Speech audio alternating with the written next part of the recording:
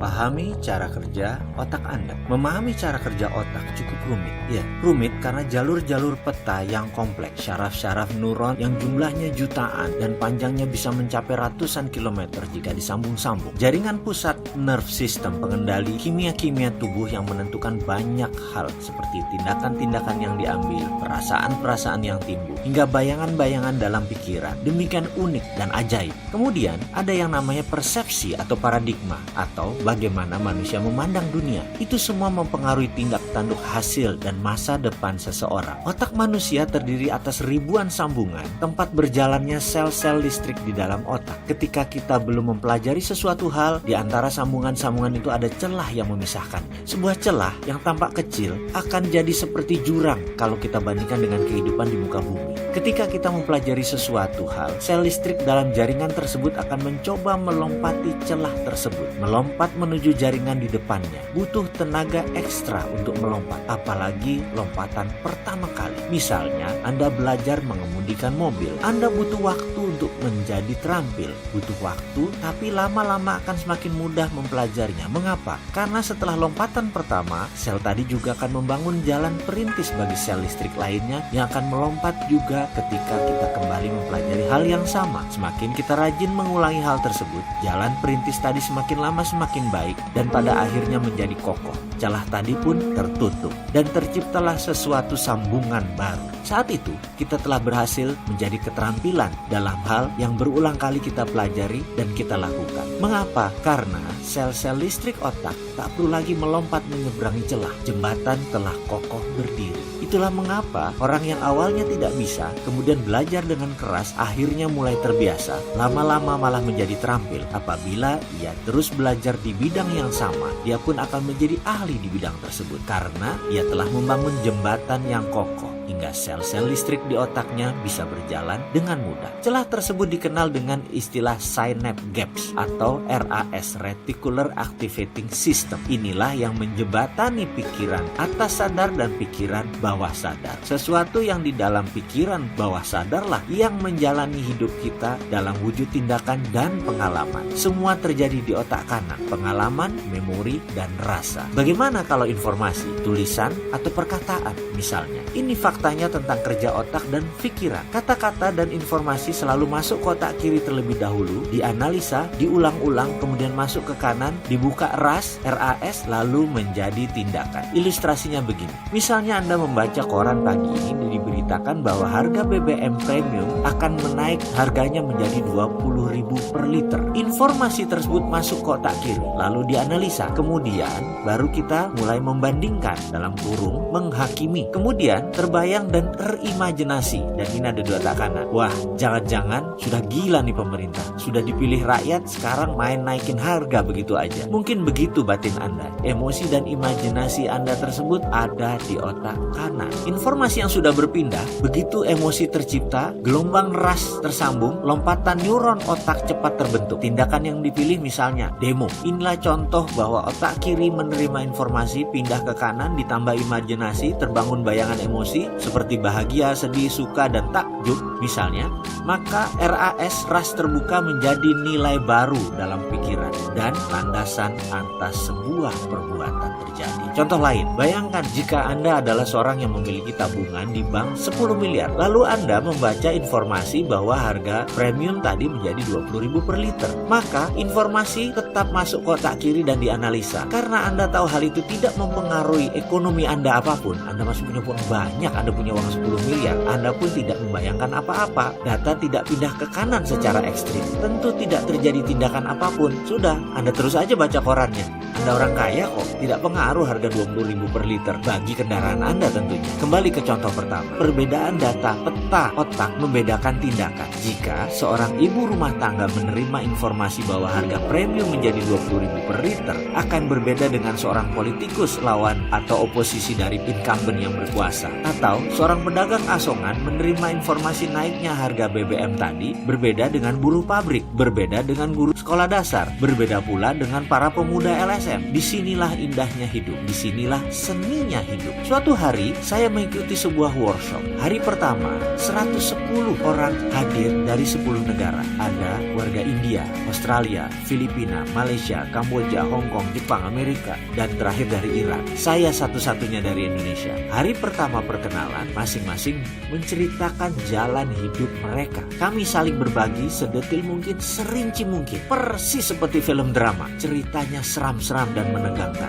Ada yang mulai taruhan nyawa, ada yang anggotanya meninggal terbunuh karena anggota mafia. Semua tegang dan menegangkan. Dan ada seorang bapak usianya 55 tahun. Selama 40 tahun dia bekerja hanya untuk membayar hutang. Ada juga yang bangkrut berhutang dengan geng mafia. Ada yang dikejar-kejar triad mafia Hong Kong dan seluruh keluarganya dibunuh oleh mafia tersebut. Ada yang ditipu habis-habisan oleh keluarganya sendiri. Sulit dibayangkan jalan cerita kehidupan mereka. Bahkan 100 kali saya mendengar cerita masing-masing, 100 kali pula saya menangis. Karena duka, pengalaman, lara, dan pengalaman menyedihkan mereka semua yang belangsak hidupnya. Saya tentu tidak boleh menceritakan rinci cerita mereka, karena itu merupakan rahasia di antara kami para peserta. Ibaratnya, kami ini sudah menjadi saudara sependeritaan, atau bahasa kerennya common sorrow. Jalan hidup saya, jika dibandingkan dengan cerita mereka, menjadi tidak sebanding alias tidak ada apa-apanya. Hari berikutnya, sang instruktur menceritakan jalan hidup mereka. Sama saja awalnya, kusut semua. Mereka berlima dan masih muda, yang paling tua saat itu umurnya 35 tahun. Namun rekening mereka adalah 6 juta dolar yang paling sedikit. Itu saya berkali-kali bilang,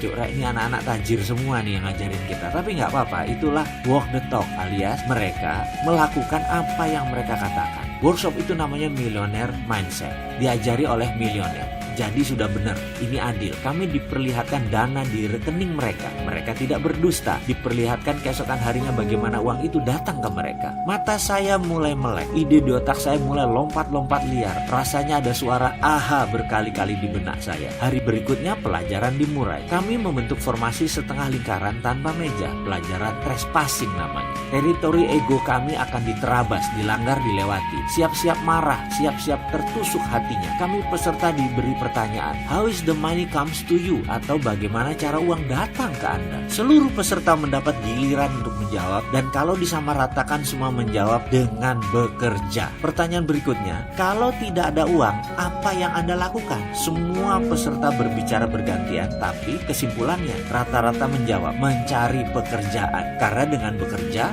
kita mendapat uang. Pertanyaan berikutnya, kalau Anda bekerja, apa yang Anda peroleh? Seluruh peserta menjawab, uang. Pertanyaan berikutnya, jadi begitulah cara kerja otak Anda. Untuk mendapatkan uang, Anda harus bekerja. Kita stop sebentar. Ada yang salah dari pertanyaan tersebut? Tentu tidak, bukan?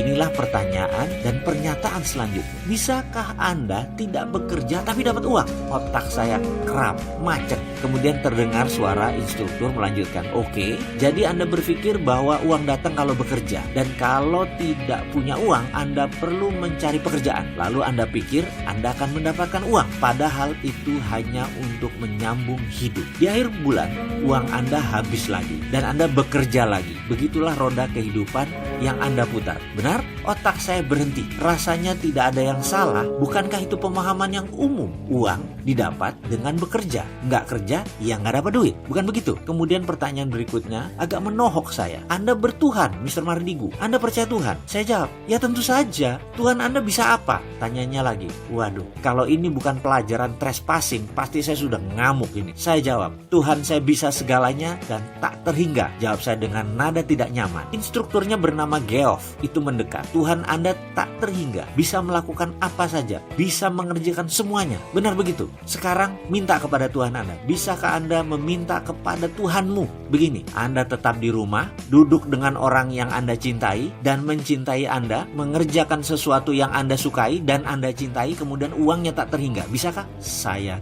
gelagapan. Dia menekan saya sekali lagi. Bisa nggak Tuhan kamu mendatangkan uang kepada kamu tanpa bekerja, dengan hanya mengerjakan sesuatu yang kamu suka, yang kamu cintai, tapi tetap mendapat uang tak terhingga? Bisakah? Bisa. Langsung saya jawab dengan keras. Kenapa Anda nggak minta itu? Kenapa Anda nggak minta kepada Tuhan, ya Allah, saya mau berkumpul dengan orang yang saya cintai, mengerjakan sesuatu yang saya cintai, menyenangkan orang yang saya cintai, membuat bahagia, semakin pintar, membantu alam, dan mendapat uang tak terhingga. Mengapa Anda tidak meminta seperti itu? Mengapa tidak meletakkan doa itu di benak Anda, tetapi justru memilih yang repot, melelahkan, membuat frustrasi yang namanya bekerja?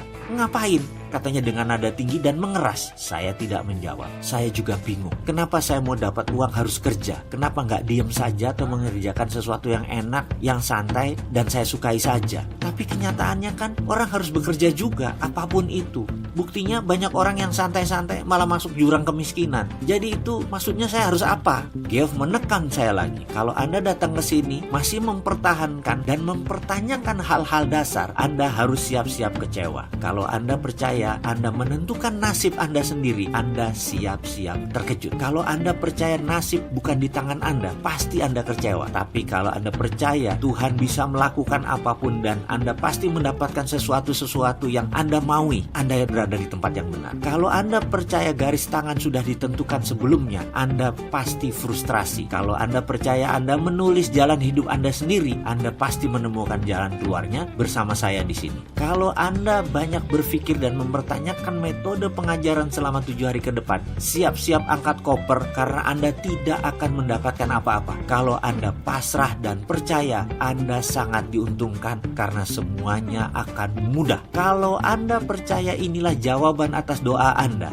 pasti menikmati setiap proses di kelas ini. Kalau Anda masih memegang kukuh belief system yang lama, Anda akan persis menjadi seperti Anda yang sekarang, langsak hidup Anda. Kalau Anda meruntuhkan seluruh bangunan Anda dan bersiap membangun fondasi belief system yang baru, siap-siap melihat Anda yang lebih baik sesuai dengan keinginan Anda. Urainya si Geoff panjang lebar. Kemudian nada suaranya melunak dan semakin pelan. Anda kesini sudah buang-buang waktu, membuang tenaga, membuang pikiran, membuang uang. Apa yang tersisa dari Anda hanya pola pikiran saja. Kalau Anda mau membuang pola tersebut, kita akan lanjutkan pelajarannya. Siap-siap akan sakit, siap-siap sakit hati, karena semua yang Anda pegang selama ini harus dilepas. Wajib, bahkan kebenaran yang Anda pegang, yang Anda punyai, ditantang ke batas ujung. Diri Anda akan didorong ke batas yang membuat Anda merasa, apakah mungkin? Apakah masuk akal?